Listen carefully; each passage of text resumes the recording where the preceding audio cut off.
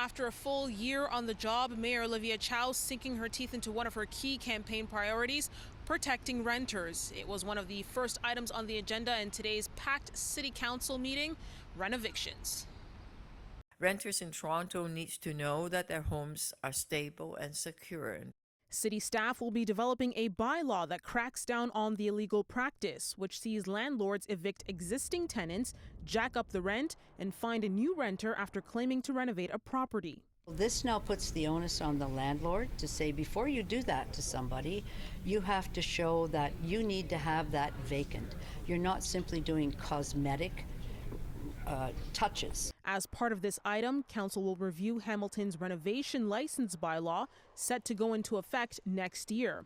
Under that legislation, a landlord will need to have an engineering report saying why the eviction needs to happen, then apply for a city renovation license within 7 days of issuing a notice to a tenant. This just makes sure that somebody has a legitimate building permit before they dehouse someone.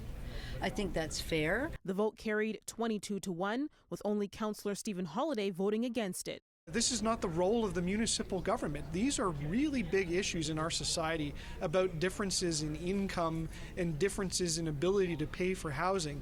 Those are things that ought to and should be addressed by the provincial and the federal governments. Next up was the mayor's rental housing supply program. It's meant to boost co-op and non-profit housing, including funding for 6,000 units with construction starting this year. Every little bit helps, but the reality is this is such a small drop in the bucket when you compare it to the amount of affordable supply that we need. That vote also went through 24-1. Meantime, another topic spurring discussions, a fixed link to the Toronto Islands. It's not a new idea, but Councillor John Burnside says now is the time to consider it. For the average adult, it costs $10, almost $10 to take the ferry over to the island. Basically we're saying, hey, you have to pay $10 to access a city park. That is patently wrong.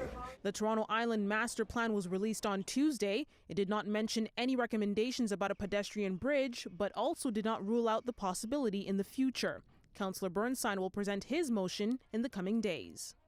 Now, other items on the agenda includes possible bike lanes on Avenue Road between Bloor and Davenport, a busy stretch that has seen nearly 1,000 collisions over the past 10 years. City Council will meet again tomorrow and Friday.